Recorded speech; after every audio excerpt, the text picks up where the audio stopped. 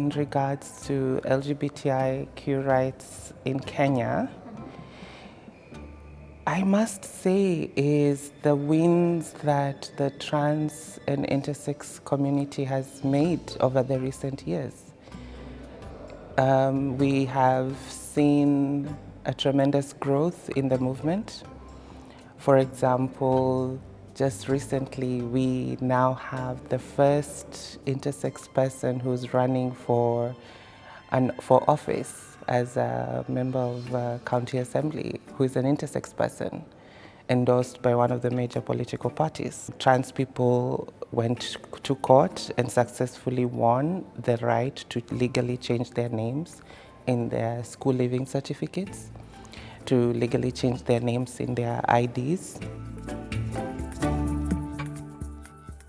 We had a court case that the community went to the High Court, challenging sections 162, 163, and 165 of the Penal Code of Kenya. And the court decided to not decriminalize homosexuality, to not repeal those laws.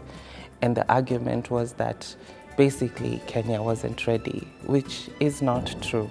And unfortunately, we've seen in recent past rising cases of violence and homophobia and transphobia.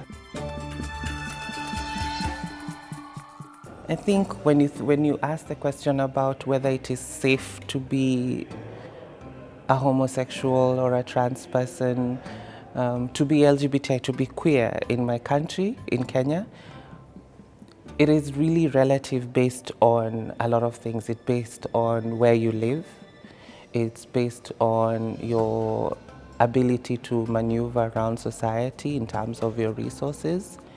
And it's also based on your access to particular services.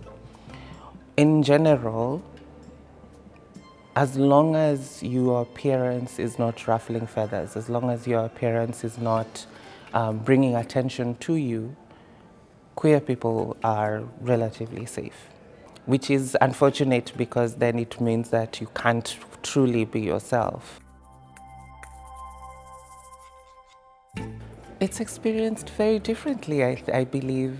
For us, pride is more about solidarity. It is more about pushing for recognition of our rights.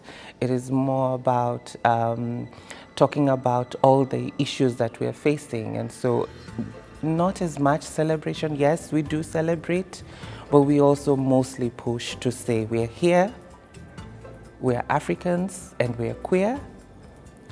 Get used to it, you know, we exist. Because a lot of times African leaders, African people will use the excuse to say that homosexuality, transgender identity, queerness is an African.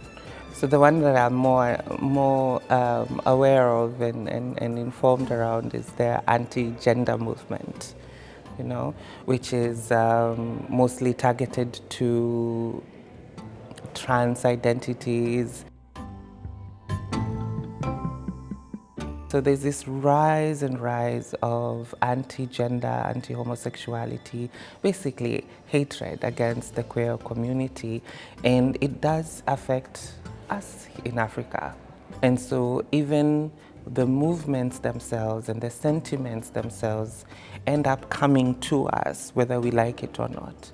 And so even the community, in as much as the arguments that they might be using against the trans community, against the queer community might be different, they begin to adopt this language that they're getting it from Europe. I think we must keep telling our stories.